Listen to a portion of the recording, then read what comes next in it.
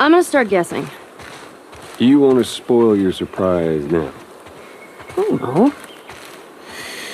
Is it a dinosaur? Stop trying to guess. I ain't telling you. All right. Is it an elephant? Is it a convertible? You're not gonna guess. Is it a puppy? Is it a lot of kittens? You mean a litter? What's a litter? A bunch of kittens.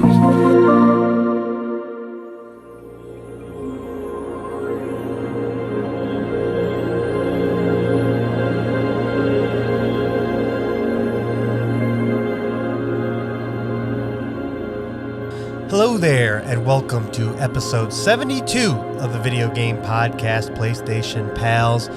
Warning before we get started here, John and I are both very sick, so we apologize for our nasal sounding voices, and you may be hearing a lot of coughing during the show. He keeps trying to kiss me. Tell him that it's not welcome, but he does it anyway. Yeah, we work too closely together, apparently, but yep.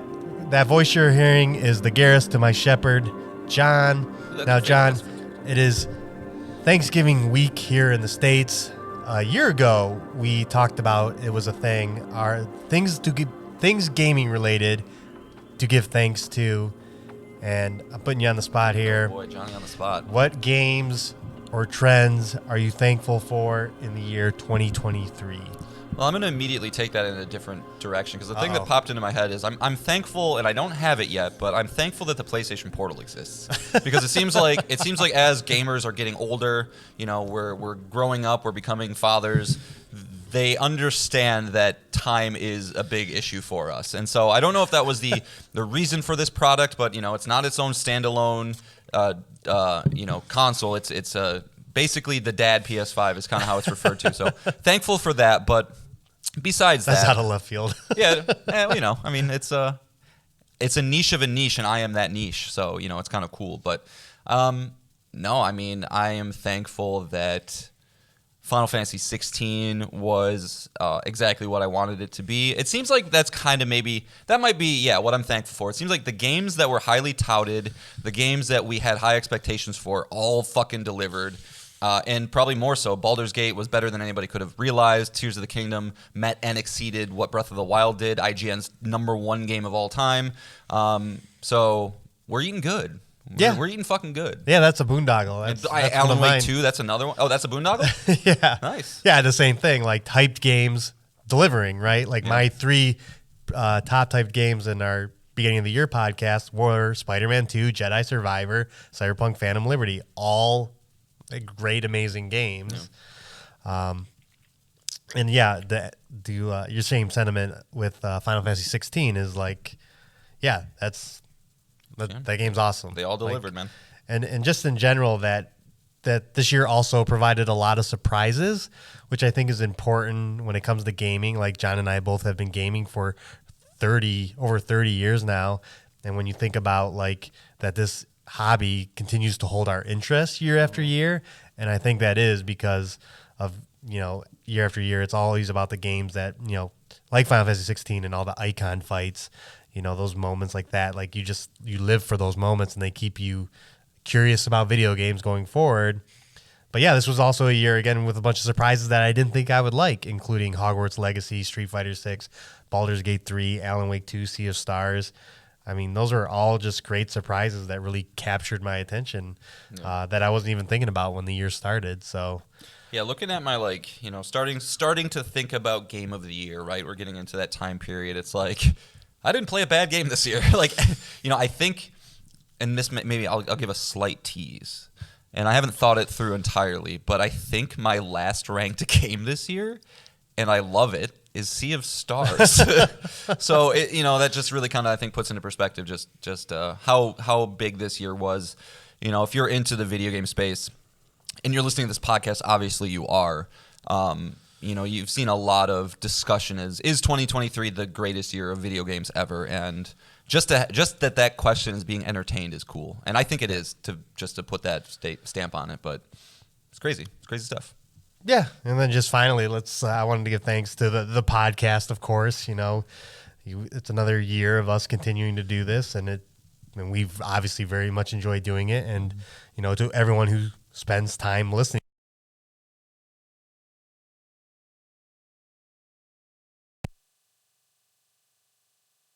sometimes horrible gaming predictions, and sometimes very accurate gaming predictions, as we'll get into later here. Yeah, I mean, when I think of, and I guess maybe this is probably a bad thing to do, because if I forget anybody, then I sound like an asshole. But Mark, Jesse, Will, Jake, Nick, those are the 5 that I can kind of off the top of my head, people who have written in. People have written in, and just people that are kind of engaged. We love the engagement. That's kind of the part of the reason we're try to do things like the character battle royale, and just ways to, hopefully grow the community. That's obviously the goal, and just kind of keep that moving forward. So special shout out to those guys. Yes, definitely. So, all right, that's all I got for the intro here. So let's move into how the show works. John and I can both bring up to 3 things to talk about for a total of 6 things. That can be a video game we're playing, a news item, a topic we feel like discussing, an email to PlayStationPalsPod@gmail.com, a Twitter DM @PSPalsPod, or a comment on our YouTube page @PlayStationPals. Any of those things we feel like talking about, we bring it. And today we have a total of 5 things for you. And John, you ready to kick it off? Yeah, I mean, did you want to, being that I think this is one of your, you did kind of call this one. Yeah, do you want to at least just introduce it, and then I'll take it over? Yeah, when we were doing our Game Awards predictions, we did bring this news item up. Whether or not it was going to be at the Game Awards is up for discussion, and we should discuss that. But, yeah, The Last of Us Part 2 Remastered that we said it was time for in that episode. It's true. Yeah, that was true. like, what, 3 hours after we started recording? No. That was the Friday after the podcast was published. Oh, that's right. We don't record on Fridays anymore. Sorry. I guess that was a while ago. Okay, yeah, so a little bit after. But, yeah, as Nick said, last week we started to kind of get these little rumblings and rumors that supposed Last of Us 2 Remaster was coming. And very, very quickly afterwards, Naughty Dog and Sony both confirmed that. That we will be getting that game on January 19th, 2024. So one of the first big releases of the new year, coming exclusively to PlayStation 5. It's going to obviously revisit the controversial story of that your PlayStation pals have ranked as the number 2 greatest game of all time. But it is a pretty some fans of that game, but we're not going to focus on that. It's a vocal minority. Vocal minority, yeah. So, hot off the extremely well-received Last of Us HBO show, new way for fans to experience the story, so they don't have to wait to 2024. The timing seems to be appropriate, but this is a game of the year winner. This is one of, in my opinion, the best games ever made. But it's going to be coming with some new features as well, and that's kind of what I wanted to at least highlight here.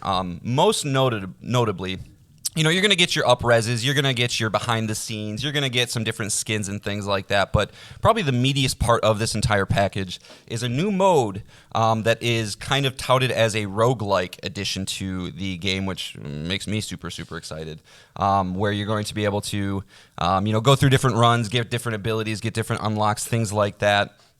And that mode is called, and I have it in my notes, and I'm kind of stalling to try and find it, and I can't find it. Nick, what's it called? Nick, what's it called? I know I put it somewhere here. It's like No Survivors or something like that. I'm going to find it. Nick, go for me.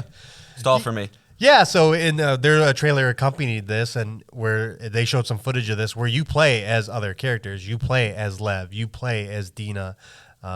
So not just the Abby and Ellie that you were able to play in the main game. You'll be playing as many characters as you want in this roguelike story mode. It's not really detailed as to how it works, but it, as John mentioned, and as we've mentioned on this show, the combat of this game is the best Naughty Dog has ever done by far. It is a fun game to play and definitely a fun sandbox to play with your enemies and trick them and kill infected in unique ways, set up traps and all that. And so a mode that focuses on this and is a focus of the gameplay is exciting. And yeah, it's awesome that this what is already being tacked onto an amazing game if you haven't played it. is this cool mode that will just bring extra replayability to the overall package, which it did lack. Yeah. The mode is called No Return.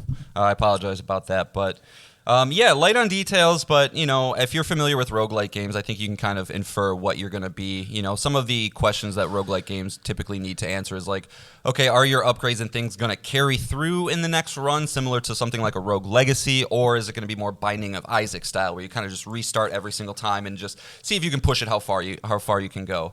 But a couple other small details. This was announced to be a $10 upgrade for anybody who does already own the existing PS4 copy of That's The Last huge. of Us, which is very nice. I wouldn't have expected that. Sony is kind of in a nickel and dimey era where they're charging for lots of things that people feel like they shouldn't. But I think this was that's very appropriate. If you're somebody out there that goes, this should be free, that's nonsense talk. I think you need to kind of alleviate those type of feelings. But to put a brand new mode into it, make it look a little bit prettier. $10 seems a very, very fair price for me. Yeah, I think if you're price conscious at all, just go get a used copy of this game. Yeah, do it right now. I mean, because it's. I would imagine when the moment that this game got announced, all prices just went back up to like $29.99 or whatever. Right. But it's still going to be probably a little bit cheaper for you. So go ahead and do that. But what's your gut response, Nick? Is this something that is this something you? Oh, okay. There's one mode you didn't mention, and that was the Lost Levels mode. That there's 3 additional levels. I don't think they're like totally completed levels. Yeah. But there'll be additional content that didn't make it into the main game. And on top of that, so that is also in it. Yeah, that is. You're right. I should have mentioned that. It's kind of cool for me. That type of stuff is always just kind of like, meh. Like it's always just kind of like, All right, if it, for sure. But if it doesn't like tie into it was cut for a reason, right? And if it doesn't tie into the main story, I'll check it out. But all right. What was your question? Are you getting this? Because you don't own this anymore. I do. I do not. I have it digitally, so I'm set. So, But are you getting it? Man. So, first things first, as we've talked about on this show in the Game Award predictions, and briefly when I talked about JRPGs, next year is stacked. This is coming January 19th. Infinite Wealth is a week later. Final Fantasy Rebirth. We got rumored Dragon's Dogma 2 coming March 22nd. They have a showcase later this week that will probably confirm that. That next year is stacked full of games. Yeah. But on the other hand, Number 2 greatest game of all time. I've only played through this game once. I think I'm ready to play through it again. And I would love to do a bonus episode on The Last of Us Part 2, 100%. Yeah. To really get our thoughts out on that game. We can. It's hard to continue to say, yeah, we love this game. We think it's the greatest game of all time, but we cannot talk about the story because we don't want to spoil it for people. So to be able to talk about all that would be great. So yeah, if you and I were playing it side by side, I will probably find a way to play this again. Yeah. I'm very happy that I don't even have to think about it. Yeah, It's just there. So And this is like probably the smallest of snob things. Is like, did you see the box art? Yeah. That's fucking great. The box art, dude, the trailer, like Yep. if you've played the game, go watch the trailer because it's a really well done trailer. If you haven't played the game and you don't want to know the story, I would probably stay away from it. It just infers a lot of things, but it's a pretty sexy looking box. Yeah. No, so yeah, I want to say too soon, but I'm ready. I'm Okay. ready. Was this going to be at the Game Awards, Nick? Is this Sony? Was this always Sony's plan? I find it hard to believe that they would post a trailer at 7:00 at night on a Friday. So I think their hand was forced because that product page leaked. Like that was your initial communication with me was, oh shit, this product page leaked, and it had all these details in it. Yeah. So we knew about the no return and all that. So their hand was forced there. But I also think like, I don't know. I really don't know because Naughty Dog has been famous for all their projects. The Last of Us Part 1 was leaked before the Summer Game Fest. The Last of Us Part 2, is famously Probably leaked the most months. famous leak ever. But that also, if it kept its initial release date, if COVID didn't happen, they would have been again right on top of its release. So I don't know. I think it was supposed to be there. Yeah. I really do. I don't see I just think that would have been the place to announce it. Yeah, it's just like if if E3 was still a thing and it happened June 10th through June 17th, and then they put out like a trailer on June 6th that wasn't linked to E3. Right. I was like, well, that doesn't really track. I don't buy it. So Right. I'm kind of with you there. Yeah, with it leaking before is makes me think that it was supposed to be there. Do you think that this was always a planned product, or do you think this is a result of Factions getting into some hot water? Oh no, this was obviously Because they have said that this was a project that new Naughty Dog employees would work on to try and get familiar with the systems and the games and things like that. yeah. So I've But heard it does take a while to make these new things. I can't imagine. Well, firstly, Last of Us Part One must have done really well, right? Like that. Yeah, I think it did. To make sure that this became a product, and as what you mentioned, we've heard this a lot with why these remakes are coming out, and I don't know if I 100% buy it. It's like, oh, we have new employees, and it's to learn our systems and our tools that we put them on these remake projects. That's what we heard about. The Dead Space remake and Resident Evil 4 is like, oh, it's just to get these new teams acclimated to our programs. It's much easier for them to take on these pre-existing projects. Most of the work is done, but most of it. Part of me is like, well, yeah, but you also get to sell the game again. Oh fuck yeah! I mean, yeah, it's gonna sell.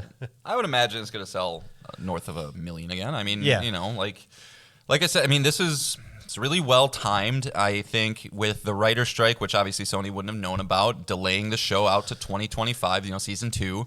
There's a lot of new fans of this series that either maybe they're not video game people in general, and they're like maybe trying to start getting into that, or just people who missed the first game or whatever the case. Like there's probably a good section of people that are just like, oh cool, I can get this story that I've been wanting to absorb for the past 10 months and I don't have to wait another year. Right. Right. But it is it just does have a lot of weirdness about it. This whole announcement. Naughty Dog is one of the leakiest ships out there. They're one of the best studios in the world, but loose-lipped employees, or I don't know, maybe just a small section of employees really hate Neil Druckmann. I don't know. How do you feel about someone? When did the Uncharted collection come out? Legacy of Thieves? Yeah. I don't know. Let me look. I'll look real quick. Because I saw I think that came. I don't know if that came out after The Last of Us Part 2. January 2022. Yeah, I mean a year and a half after. Yeah. So this will be the third remake since a Naughty Dog proper project. Yeah. How do you feel about that? I want to defend them because I love them. Right.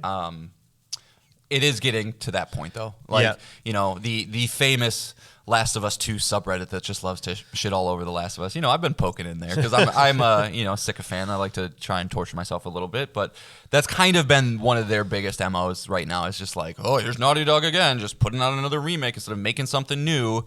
Yeah. But at the same time, Factions has been in development, and obviously it's running into hiccups and things that was not expected. They have confirmed that they are working. Neil Druckmann's team is working on a new property. Hasn't been announced or anything like that. It's seemingly there is Uncharted 5 or a reboot of Uncharted that we are still waiting on confirmation for. It seems like there's things in the burner. It's just these are the ones that are making it across the finish line while other things are taking a little bit longer than expected. Right. That being said, it feels bad to get 3 remakes in a row. Yeah. There's no way to sugarcoat that. Yeah. And again, the gamers were always about what have you done for us lately. Naughty Dog lately. 3 remakes, it hurts. Yeah. But the second they're like, whatever their next project, whether it is The Last of Us Part 3 or an Uncharted reboot or whatever it is, we'll be all like, yeah, Naughty Dog, yeah. So, yeah. Last of Us 3 would jump to, it wouldn't be above Hades 2 for me, but it'd jump right to that top of the list. Yeah. So, no, this is exciting. And, it just our sentiment. It's our number 2 favorite game of all time. That's how memorable I think this story is. And and I'm not a story guy, as we'll probably discuss a little bit here later. Story for me is an additive thing, but it doesn't power me through games. But this one, we've talked about it before. There's stories that you absorb and you go, I don't remember any of that. I remember dozens of moments from this game. Dozens. Yeah. So yeah, that's kind of my piece on it. You have anything more to add? No. I mean, Yeah, it'll be insufferable listening to all the internet discourse, when it comes out again. But hopefully those people, don't get just the amount of attention that they got last time. And I'm just gonna enjoy playing it again. Like I'm there. I don't know if I'm there day one, but I'll probably get the upgrade day one. It'll just be dependent on my schedule. But yeah, I'm excited to go through it again, man. It really is something. Yes, it is. So let's move on to our next topic, which is an email. Again, you can send in an email.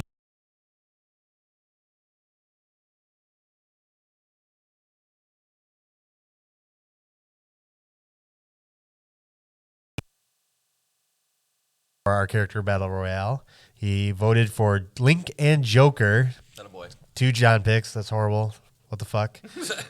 He's like, I just watched the Super Mario movie and DK lost to a cat. Sorry, DK, but you have no chance. Mark, thank you. I meant to bring that up, and I didn't, and I'm ashamed, but... It was Mario in a cat suit, to be fair. It doesn't matter. It's a cat. But it's also Mario.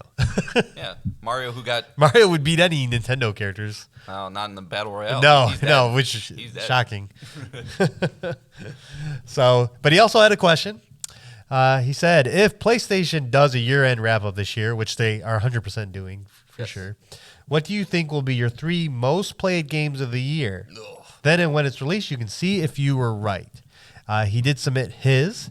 He believes it is Elden Ring for a 2nd year in a row because he platinumed it this year, just like John. Man, what a game. Diablo 4, which he refers to as his game of the year. Oh. And Persona 5 Royal, which he replayed this year. Holy shit. After listening to Nick talk about it on the show. What a game to pick to replay. Wow. Like, woof. Elden Ring for a 2nd time, Persona for a 2nd time. You're a madman, Mark. Madman. Yeah, how do you find the time for all these games? Yeah. Those are 3 of the most time-consuming games I can think of right now. Yeah.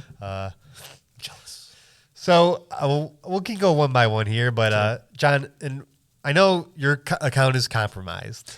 There are asterisks, yes. Yes, that your son plays games on your account, so we can assume that any game he attaches to will be up there. I don't know how best you can do to think of this without his input. Without his input? Yeah. Oh.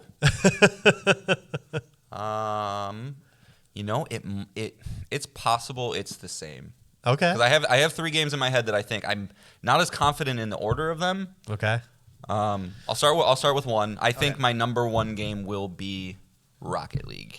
Yeah. I think just based on consistency. Yep. I play it, I don't know, 4 times a week maybe, and usually for 45 minutes to an hour probably. That being said, there's some games I pumped over 100 hours into, and I don't know if that adds up to 100 hours, so we'll see. But I think Rocket League will definitely be in the top 3. Okay. My number 1 is going to be easy. It's one of the longest games of all time. That is Persona 5 Royal, so that it's time to be clocked it at 100 hours, and I believe I was almost exact to that. So that will be 100% be my number 1 game this year. Okay. Without a doubt. Okay, yeah. My next game, I think if it was not included with Levi, it'd be my 3rd. But with him, I think it has the very, very likelihood to be number 1, and that's Neon White. Yep. Neon White, incredible game, one of my favorite platinums I've ever had. Had a ton of fun doing it. I think it took me about 75-ish, maybe 80-ish. Oh yeah, that's definitely up there. I think it says 120 now, something like that. So I think with my son, he is just he loves those time trials, man. He doesn't only get the ace record, which is the highest level trophy in the game. There's hidden red medals too that the game doesn't even tell you what the score is because it's silly to go for, and he's just going for those. He's insane. But I think that one that's definitely gonna be in the top 3. I think it has a really good shot at being number 1. Yeah. I bet that is number 1. Yeah, probably. But how much you show me that he's playing it, and then you were addicted to it earlier this year, so nonstop. Is there any chance that there's going to be a DLC for that game? I don't think it's DLC. I think if I'm trying to think of the story, you could probably manipulate a story out of the way it ends. I think if anything, you'd get Neon White 2 at this point because. I don't know. You just have to make new levels. That's all you have to do. You can rope in some weird story, but no, I think we'll get a sequel before we get DLC. Okay. Yeah, that would be a fun if that was at the Game Awards. Don't see me lose my mind. I believe my number 2 is the same reason you said Rocket League. Is mine's going to be Street Fighter 6 because it's a game that I just keep playing in little chunks, and I think that just adds up. Yep. You know, like if it's a game that you play an hour here or there over the past 6 months, I played a lot of it when it came out. That I think it'll sneak its way into my top 3. Not sure if number 2, but I know it's a lot. Sure. And then the 3 for me, similar to Mark, Elden Ring. Platinumed it this year, devoured it, loved it.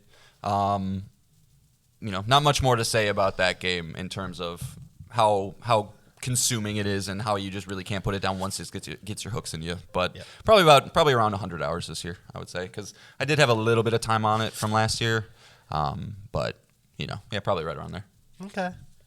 And then finally, I think my third game is going to be Cyberpunk 2077 with the release of the expansion and Cyberpunk 2.0.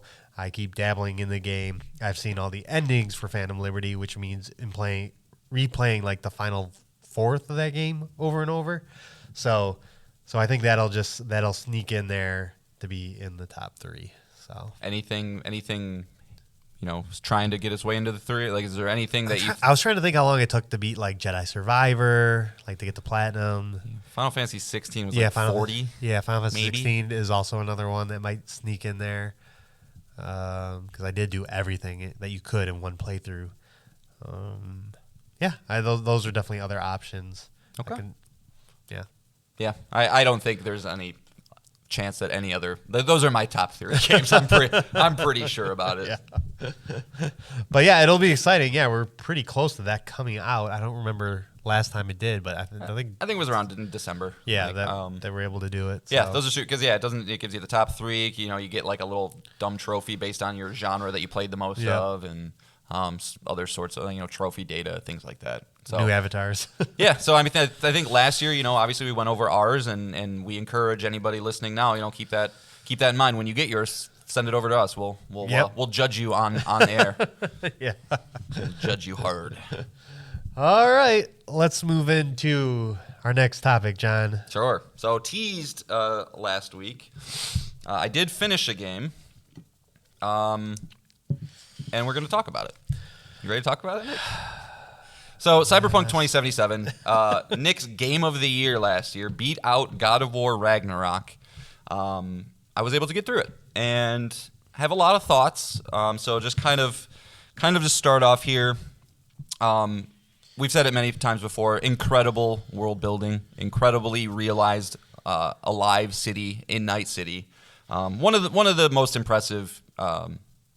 I keep saying city, so I don't want to say city again. But one of the most impressive cities that I've seen in a video game. Top to bottom, just inhabited with cars, inhabited with people, bright lights all over the place. Exciting things to see wherever you go. Really, really top-notch job done by CD Projekt Red to kind of create that thing from the ground up. And it makes sense why when this game was getting announced, they were calling it the Night City Wires and everything. They're kind of, it's almost its own character in and of itself. Sure. It's one of those kind of places. It's immersive as hell with the first person, kind of perspective. V being such a vocal character and kind of being in the thick of it the entire time. It is definitely an immersive experience. If that's something that you look for in a game. But when it comes to me and how I like to enjoy games, I didn't find a lot of the moment-to-moment gameplay all that engaging. I did pretty much mainline this game. I beat it in, want to say, 28 hours, which is for something like Cyberpunk. I think you sunk about 100 into it. Like obviously, there's a lot of stones I did not overturn, but I never felt compelled to want to go do any of the side stuff. And what I kind of started to realize, because once I beat this game, I got a little introspective on myself, because it was this scenario where, I love to shit on Nick when I can. Who doesn't? But it was like, what am I missing? Is it the game or is it me? And I think I've landed on it is me. When I enjoy games. I think of my favorite games: Hades, Cuphead, Elden Ring. Very kinetic, very fast-moving games that are focused a lot about the gameplay that really don't have a lot of narrative to it. I mean, Hades does, but you don't really need to consume that to enjoy the game. And to really enjoy something like Cyberpunk, you have to almost submit yourself to it. There was a couple nights that I played this game where I did kind of not focus on getting missions accomplished, but just stumbling across something and doing it. And I will admit, those nights were a lot more enjoyable than some of the other nights I played where I was just doing main missions. But unfortunately, with my time constraints and my fatherhood and things like that, it didn't allow me to really let go as much as I might have wanted. And I got thinking of a similar game, I think, at least in my mind, on the reasons maybe I didn't enjoy it that much, and with Mass Effect, specifically Mass Effect 2, which is another game that I think Nick you'd probably put in your top 10, right? It's definitely up there, personally, really high right? up there.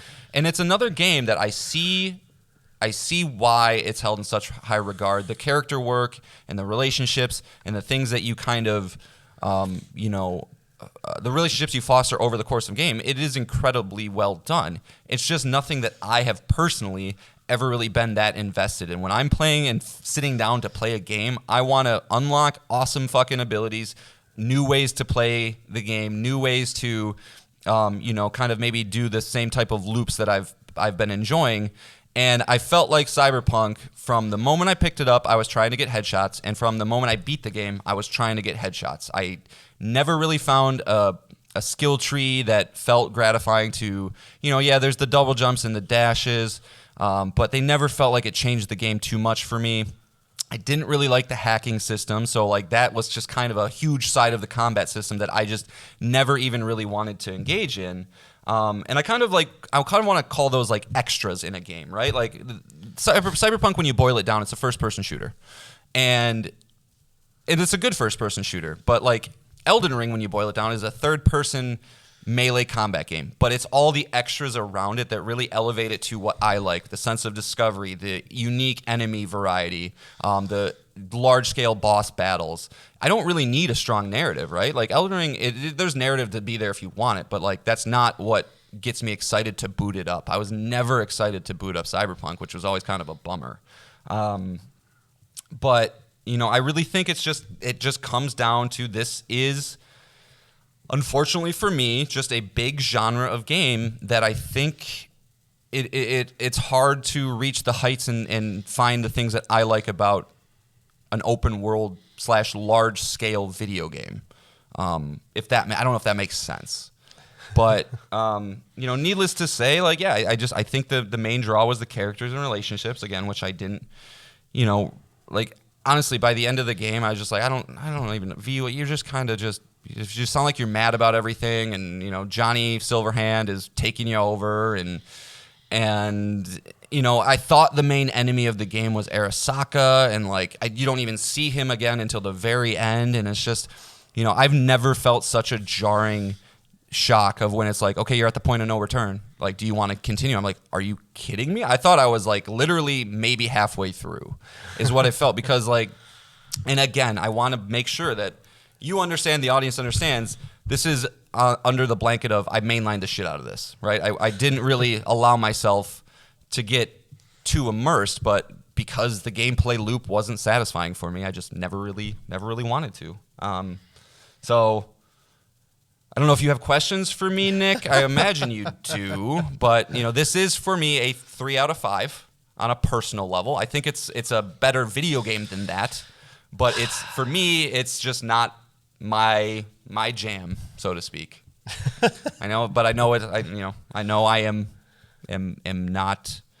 There's not going to be a lot of people that agree with my sentiments on this, so I understand that. And the defense rests as John puts his case for why you just don't hate him. Don't hate him. Don't hate me. He's broken inside. Don't hate him. I've tried to analyze it. I didn't just go in, this is stupid, and shut it down. I was like, okay, let me think about it. Because I did. I was just like standing in the shower. I was like, what was it, man? Like, what was it? It never got its hooks in me. It's like, I felt like Jackie, like it felt like a very segmented game too. It's like you got the Jackie arc, and then he just kind of goes away entirely, and then you got Johnny Silverhand, and I don't know. He's kind of annoying to me. I've said before I'm not a big Keanu Reeves fan in and of itself. But I don't know. Yeah. Any questions, Nick? It is very weird how you consume this game. You mainline the main story, which is a bummer because you missed out. I think almost all of my favorite quests you will not have touched. No, which is a bummer. As somebody who played The Witcher 3, I know very well that the best parts of that game too are the side quests. Yeah. Like CD Projekt Red is the best in the business when it comes to side quests. Yeah. And I know that, and I know that probably the best things are it's like I did do some of it, right? Like I did the Judy arc, I did the Pan Am arc. Yep. Got to go scuba diving with Judy, got to do some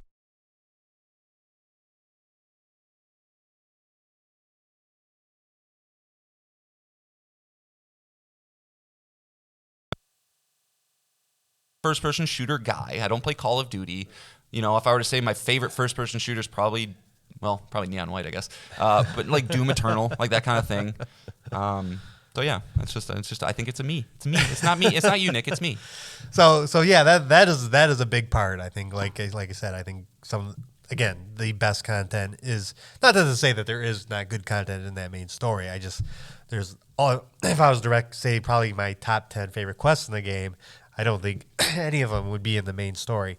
Let me ask you a question. What makes those your top quests? Like, what is it about those that are your favorite moments of the game? And Judy is one of the side quests, so you don't have to do most of Judy's arc. You do, but the stuff, the scuba diving thing you talked about, stuff I don't think you have to do. I think that's added on, because they just go interesting places, especially with like the lore of the world. Yeah. You have this whole moral conflict about a guy that's going to be on death row,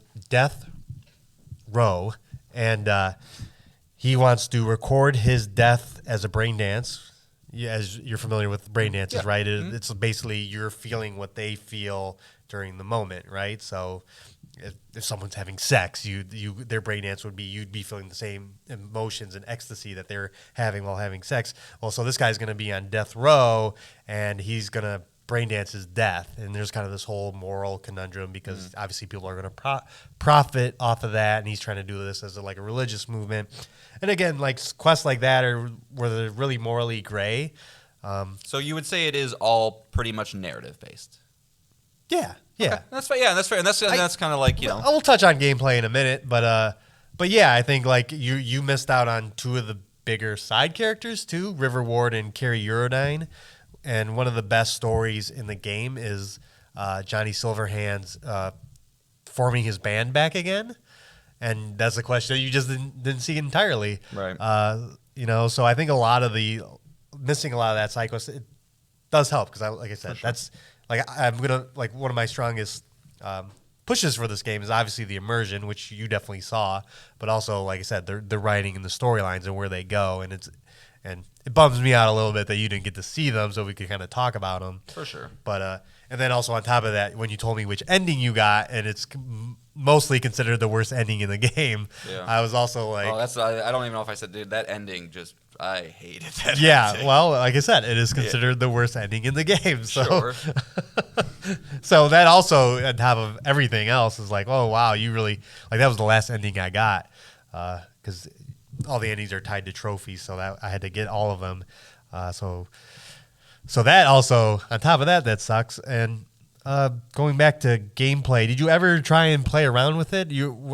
I assume you told me your build was just like pistols. Yeah, I never really did. I mean, what really annoyed me about the skill tree is all these different.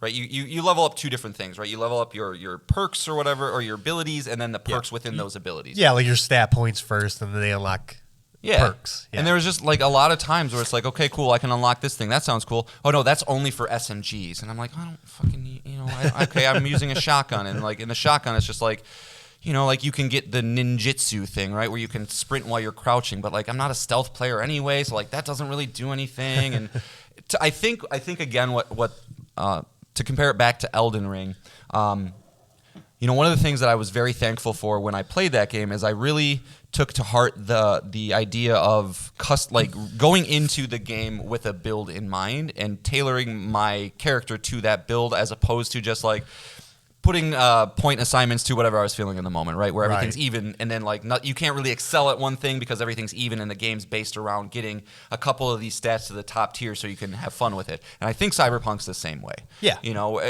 Where I am a teleporting sledgehammer man, right? And I can move around really fast and hit you in the face with a sledgehammer and zip, zip, zip, zip, zip. Or, you're stealth man extraordinaire. And so I think that's a struggle in a lot of games like this, like Baldur's Gate 3 being another one, is like just the amount of choices, especially early on, and when you don't really know what you want. Like, do I want to use smart weapons? Do I want to use swords? Yeah. Do I want to use gorilla arms or mantis blades? Like, you just don't know where you're going to lean to.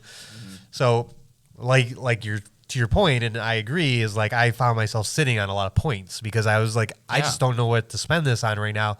I don't know what I feel comfortable with. And then toward the end of the game, I kind of knew what I wanted to be, but it did take a long time. And I know other people that I've talked to have had the same thoughts. They're like, I don't know what to put points in. I'm like, just sit on them, because I don't think this game is very hard. Like, No, I don't think you could probably play the whole game and not apply any perks to anything. I just headshotted everybody. Yeah. So like I know that, but I also think like a lot of games like these, I think that is a weakness. That why do I have to go to a website to kind of choose my build before I even start playing the game and know what I like? Why I got this extra homework involved. It's a give and take, right? These developers want to make intricate systems that have variety of choice and all these other things, but to do so, you need to make it a little convoluted and complex, and then to do that, you have to explain. So I get it. It's just, maybe I didn't care to, first-person shooting is not my preferred way of combat. That's another thing that, Tears of the Kingdom and Elden Ring just immediately automatically have over this experience, is that I prefer third-person melee. That's my go-to. And I would have said the same before this game. So, and I wouldn't really even point to a strong point, even though I think some of the abilities can be fun. The hacking and the mantis blades and the nanowire are just fun to do and use. But I wouldn't say like they're anything. I wouldn't put gameplay as like one of the top reasons you're playing Cyberpunk. So I will definitely acquiesce there in your defense that if you weren't feeling the gameplay, but I just thought like when you think of like the percentage of things that bring you along, gameplay would be on the lower end of the spectrum. It'd be the narrative, the characters, and the world that really consumed most of my drive to play this game as much as I did and still do. I think there's also something to be said. Like, again, I'm trying to introspect, right? It's like I don't think I like cities as a gameplay setting. Grand Theft Auto, I don't really like it. Like, it's just there's something about roads and big buildings all over the place that it doesn't feel like I am able to explore. It doesn't feel like there's much discoverability going on. I think there's something to that too. I think it's a combination of many little tiny things like Death by 1,000 Cuts that just kind of added up together where I go, I just don't think it's my jam. It takes a special game for me to forgive gameplay shortcomings. I think like The Last of Us might be the only example I can think of. Yeah, Last of Us 2 is good. Like I think the gameplay there is fun and kinetic, and they improved it enough where it's like, the main thing is how good that story is. But I enjoyed playing that too. But Last of Us is probably the only one I can think of. Well, Naughty Dog games, I would say. Yeah. Uncharted. Yeah, Uncharted kind of does play like ass sometimes. But do you think of it? Is there any other games like? I know smaller games you'll stick through it, like What Remains of Edith Finch and stuff like that. Like, bring that up. But I don't know. I mean, Undertale had some weird ass gameplay, but that kept me engaged because it was just more quirky, and I wanted to see what was the next silly thing that was going to happen. Yeah. Nier Automata story is one of my favorite, but like the gameplay on that is fast and crazy. It's like Devil May Cry-ish. So no, man. I mean, okay. it's just it's fine. It's fine. Yeah. It's fine. You know, it's like even like I maybe this doesn't count, but like I watched Half-Life and Half-Life 2 because I never played them, and I want to see. Let me see what these are all about. Yeah. And everybody talks about how good the story is in Half-Life 2, and I was just like, this is fine. Like I didn't do anything for me. I was in the same boat, but I did play Half-Life 2 way after release. So a game I've wanted to replay for a long time now is BioShock, because I remember liking it, not loving it, and specifically kind of having a problem with some of the combat in the game. But like I think the narrative, like the famous "Would you kindly" was just like, whoa, that's cool. But right. Yeah, not many examples. Okay. It's So, fine, John. I'm sorry, Nick. I'm sorry. We're not perfect. That's It's okay. true. Yeah, you picked that over God of War Ragnarok last year, so you're not perfect. Yeah, it's fine. It's like John and I see on the same page for a lot of things, but it is these type of games for me, and then him, and obviously the Souls series that we just have not seen eye to eye on yet.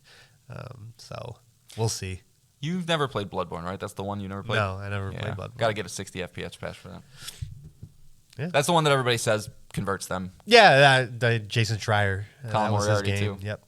So maybe one day. Yep. Maybe one day. But moving on, I was listening to an episode, speaking of Jason Schreier, of Triple Click, his podcast, and they did a whole episode on multiple endings in video games. And I was like, we've never talked about that on our show. And, considering Game of the Year last year was Elden Ring, which had multiple endings. Game of the Year this year looks to be Baldur's Gate 3, also multiple endings. And then thinking of a lot of our favorite games of all time, Cyberpunk 2077, Nier Automata, Mass Effect, The Quarry, Fallout. All of these games have multiple endings, so why not bring it for a topic and kind of get our thoughts on it?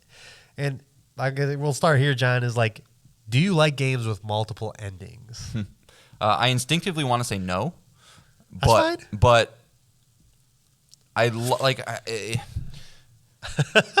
yeah, no. I know this is going to be a nuanced answer because I think there's a lot of factors. Nier Automata, it sticks. It's the powerfulness of that game comes from multiple endings. But like, I would almost argue it's not really multiple endings. It's just multiple paths that end at a certain point that continue on. It's not like you play the same thing 5 times and get a different thing. So no, honestly, multiple endings typically I think annoy me in general.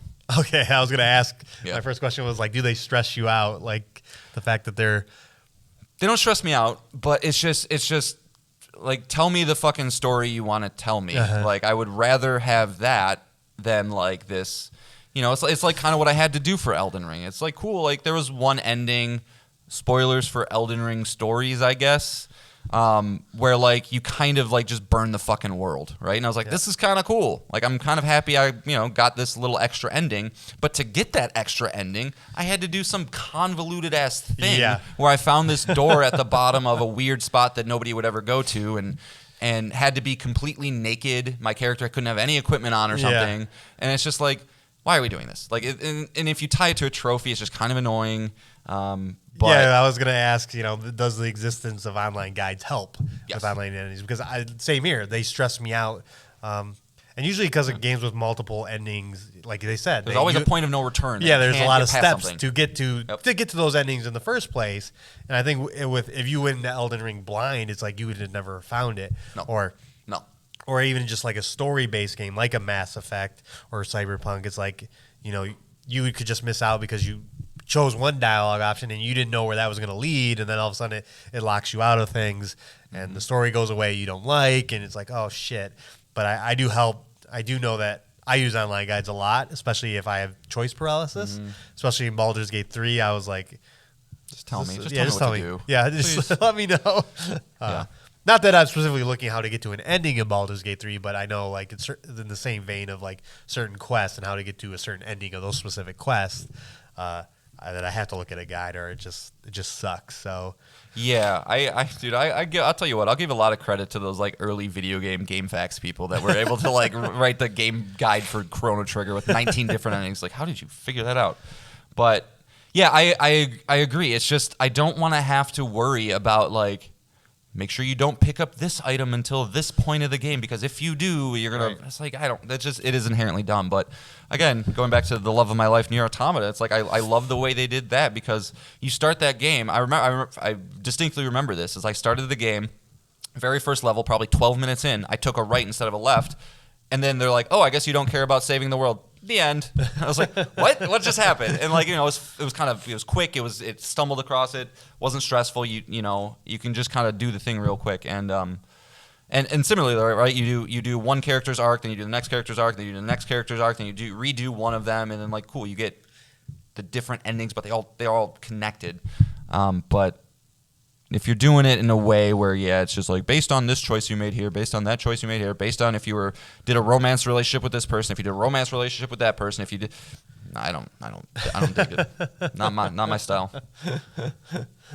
Yeah, it's something. It's like it's one of those things you wish you could just like accept the fate of the game, right? Like it's like, those people who can just, and sometimes some games, if you don't care about seeing everything, you can just be like, oh, I'll just go with the flow, right? I'll just see where it goes. 2077?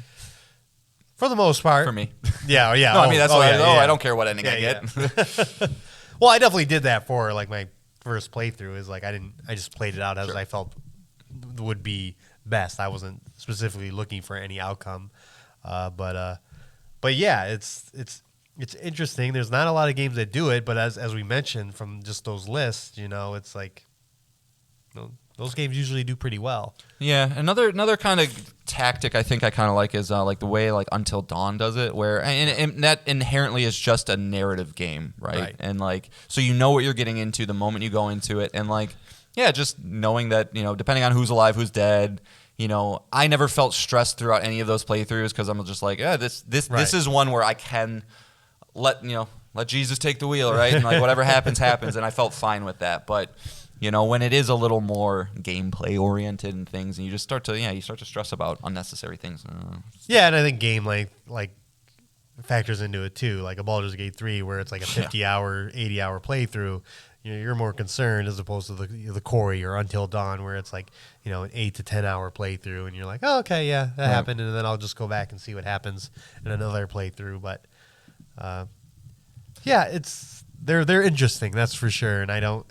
Yeah, the people who review games and have to play them without guides, and I'm sure they stress out too because of dude, I can't imagine.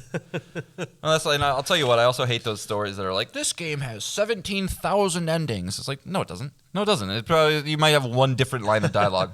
Actually, yeah. But I just looked up most endings. Baldur's Gate 3 with 17,000 possible endings is what it says. It's like. And unfortunately, if there was any game I would believe that does have it, it's that one. So, man, I might eat my words on that. Well, 17,000 things are very new, right? Like, it's like when you can kill off complete characters. That's not a positive to me, right? It's like when they were talking about Starfield, and like, you can go to 10,000 planets. It's like, I don't want to go to 10,000 planets. I want you to tell me your story. Maybe there's one or two divergences, and we go. Yeah, it's a bullet point, really. At that point, Shut up. How do you feel about games like, let's say, like The Life is Strange, or even Mass Effect? I'd say where the controversy with Mass Effect 3 is you make a final choice at the end, and it's not dependent on anything you did before, and that's true of Life is Strange and other games. Is like, you make choices throughout the game, but like the ending is kind of just one final choice, and it doesn't really matter. Yeah, I mean, I personally think those are okay, only because, and especially in Mass Effect 3's case, because it's carrying 3 games forward. It's just really hard to like. You almost have to write the story backwards to go, okay, this is where we end up. How do we weave everything together? So if you can give me interesting moral choices throughout the game that affect things differently throughout the game, and you get to that point, as long as the final choice you have to make is a enjoyable / interesting one, that's fine. For me. But I do know people. But back in 2010, whenever Mass Effect 3 came out, man, they were up in arms about that. Yep. Because that was the thing, right? It's like nothing mattered. Nothing actually mattered. Right. Like, right. Yeah. But I mean, I think it's Life is Strange, similarly to Heavy Rain, Until Dawn, all that kind of stuff. Yeah. Oh yeah, those are also good choices. Detroit Become Human are also very are in that same vein of. But I think Quantic I think they fall like in the Quarry and Until Dawn. The story's kind of short enough where, you don't have to see everything. But I will tell you though, those kind of games are I can't like people who replay those games. We've already done it. What are you doing? I mean, I guess I've watched Breaking Bad 5 times, so who am I talking about? But the kind of off-topic question here: have you replayed a game with multiple choices before and then tried to go the other way? Like if you have a good playthrough, have you done the evil playthrough? Does Infamous count because you had to do it for the platinum? I mean, Infamous Second Son, I did. You do that. That's kind of funny that Infamous is kind of the worst choice because once you're forced down that path, like you choose bad. You're not like good, bad, good, bad, good, bad. You're usually like, oh, bad abilities. Let's go. Yeah. No, I feel like I haven't played a lot of those kind of games, honestly. Right. I think a lot of Star Wars games do that, right? Sith or Jedi, you can kind of choose your path that way. Mass Effect is the most famous example of the Paragon Renegade system. I don't know, man. Like, what are some even other? Like, I really can't think of many other big ones. Well, yeah, Baldur's Gate 3 would be one. Yeah. No, there really isn't as far as like, but I mean, The Witcher 3 would be like, you could make other choices depending on it. Yeah. Just in the individual story moments, and then at the end. The 10 best games with a morality system. Dishonored, yeah, I mean, that's a good one. Undertale, that is another one. I did not, when I beat Undertale, I started with killing people, and then I was like, no, everybody's like, do the pacifist route. You want to do the pacifist route, so that's what I did. And then never felt a reason to go back. I think the Fallout games have them. Yeah. Yeah, for sure. It's interesting, because, it's like every single time I've ever tried to be evil, I get 2 or 3 choices in. I'm like, it's not even like I feel bad for the characters. I'm like, no, the game's going to penalize me and not give me the good shit. Right. I want the good shit. Like, obviously, I have to be nice to people. And I would imagine these games are designed so that it doesn't really matter. But Red Dead 2, apparently, you have a morality system. But yeah, it doesn't really affect the story, though. No. So, yeah, I don't know. It's not really my bag, baby.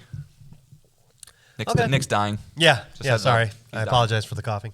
They are interesting. It's like when the games can pull them off, great. If they don't do it, also great, because then I don't have to make tough decisions or look at guides on how to make the correct decision.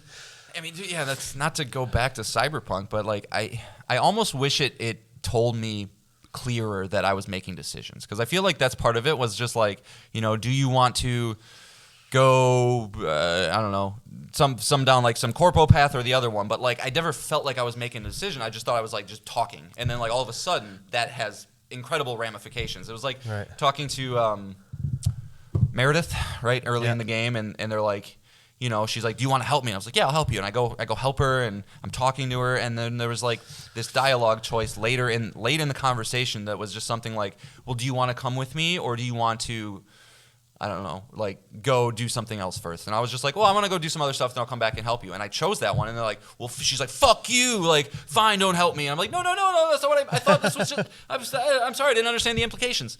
Well, apparently she was playing hard to get is what you told me later. And then I banged her, so I don't know what's going on. I don't quite know. But, I don't know why I brought up Cyberpunk again. Sorry. No, you're good. You're good. But, if you have any thoughts on this, of course, contact us on our social media platforms on what you think of them, because it's always an interesting topic that not a lot of games do, but apparently look at all the Game of the Year nominees, they stand out. Those games stand out. Nick, I need another coffee. Go get me another coffee. No. No, all right, fine. All right, let's move on to our character battle royale. We'll have to announce the results of last week. Do we need a coin flipper? We do need a coin flipper. So to get the one out of the way is Link handily defeated Mega Man. But we do have a tie between Joker and Donkey Kong. So we are going to have to rely on the coin once again to determine. You're picking this time. Okay, I was going to say, you've picked. I'm fine if you pick every time, but. All right, you're picking. Heads. Yeah. Oh, my God. Fuck you, Donkey Kong. I mean, come on, that's the right winner. Come on, Nick. Yeah, but I'm getting more and more behind you as we go here. It's another sweep for John. Don't worry, you'll be good this week, I think. We'll see. All right. I think what you need to take away from this is that I have more fans than you. There are more people out there that vibe with me, Nick. I'm sorry. Oh, the characters fight themselves. I would be curious if anyone was like, "Hey, your argument swung me. I was going to vote for them." But the coaches matter. Coaches matter a little bit. Yeah, I feel like I think the only time is Nick wrote in saying that he liked Shovel Knight's "I'm going to dig Mario a grave" line or something.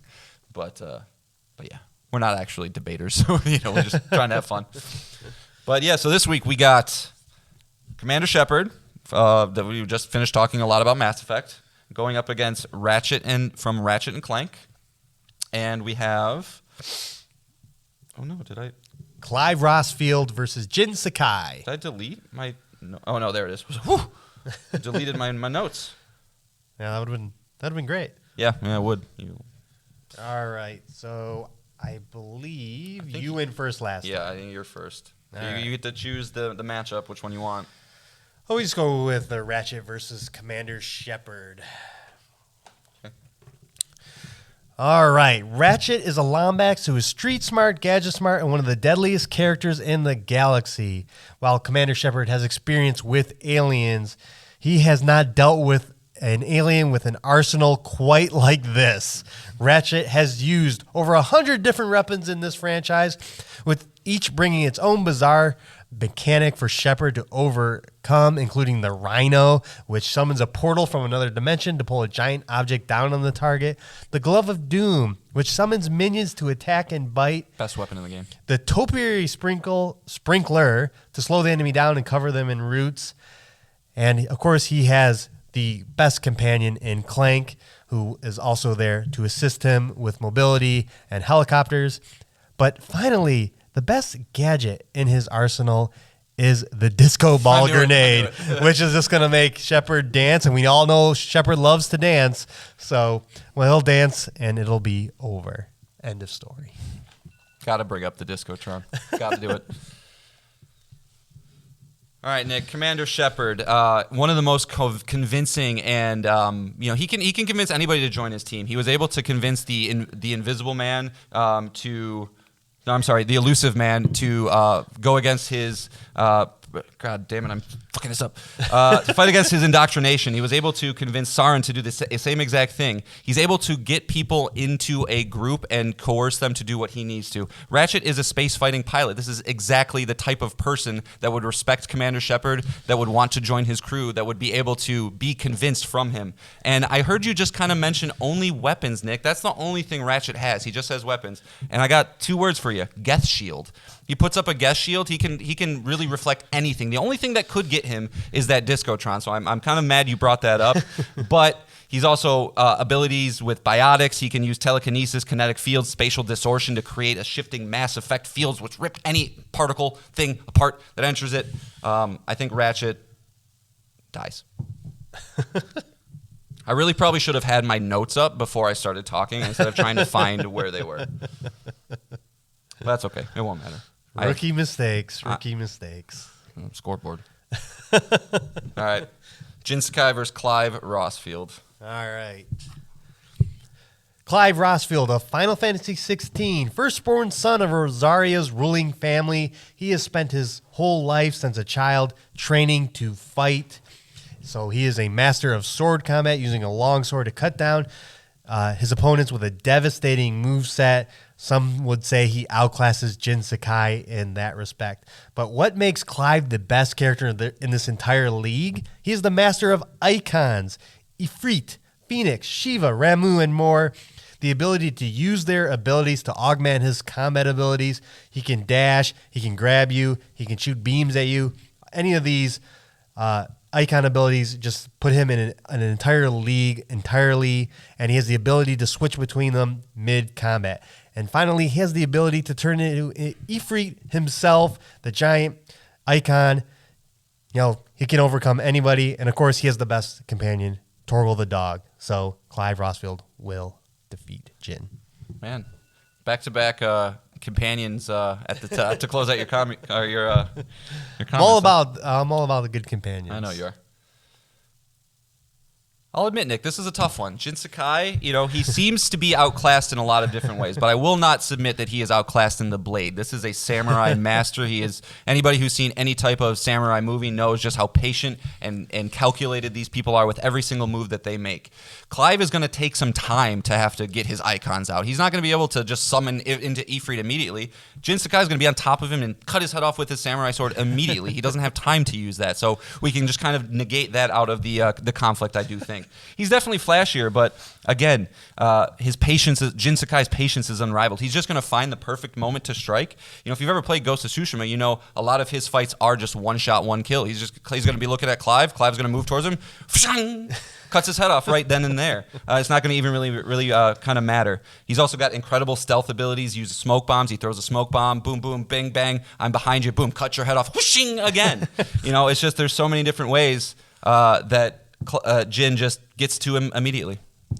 There we go. had to bust out the sound effects. All right. So, as always, please submit your votes. We'll put up the Twitter poll. The X poll. We'll do all that good stuff. But I'm really interested in the Ghost of Tsushima sequel. I just want to know. Yeah, I want to know what they're doing. It's going to be arguably the most prettiest PS5 game, but I want to see how fast it was already ungodly, and then with what they did with Spider-Man. Yeah. All right, let me pull up my randomizer. Yes. So as he said, we'll put the polls up on Twitter. You can ignore that and just email in or comment on our YouTube page. Any of those things, you'll submit a vote, and we urge you, to ask your friends, see what they say, and just give them the poll. And they don't even have to. We prefer they listen to us, but if they just want to poll, Nick. Whoa. They can just vote. Based on what they feel is best, There's no wrong answers here. All right. So, yeah, who's next? We're getting down to it. As always, Nick, you are first. Yep, let's see. Ezio Dattatore de Firenze. From the yeah. Assassin's Creed franchise. Yep, Assassin's Creed 2 and Brotherhood. Going against Ryu from Street Fighter. Okay. Yeah, that's an interesting matchup. All right, second Next matchup. One? Arthur Morgan. All right, yes. Arthur Morgan. There you go. From Red Dead 2. Let's hope he doesn't get tuberculosis. Spoiler. I don't care. It's against Spyro the Dragon. Arthur versus Spyro. All right. Cool. All right. So that wraps up another matchup of character battle royales. So we've done it. We've done our 5 things. So John, what do we got to tease? I'm waiting for some Armored Core 6 stuff. Nick. I would love to play video games more than anything. No, it's just the holidays, dude, and family. Yeah. It's the next month will be rough. It's extra hard, so that's why I need to get my hands on that Portal so I can play here and there. But no, I've kind of we're getting into crunch time, right? We're now talking about the Game of the Year nominations and things like that, and there's one game above all that has just been lingering. It's Tears of the Kingdom. So I'm trying to sink my teeth into that and see if I can get through it by the end of the year. If I do start to waver, I maybe get to the point where I have at least the right amount of thoughts. Maybe I'll jump into some Armored Core. I've done the first mission; it was cool, but I'll probably just restart it once I get back into it. But it's been extra tough lately for me. Sure. Yeah, I understand. Yeah.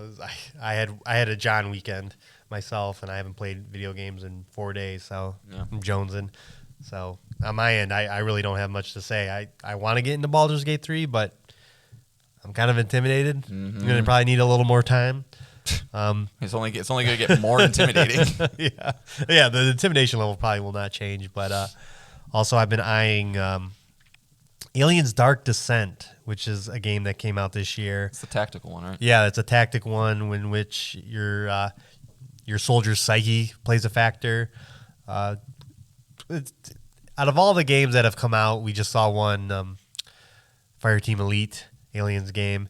It seems that Dark Descent seems to be the most faithful to the source material, the Aliens movies. Yeah.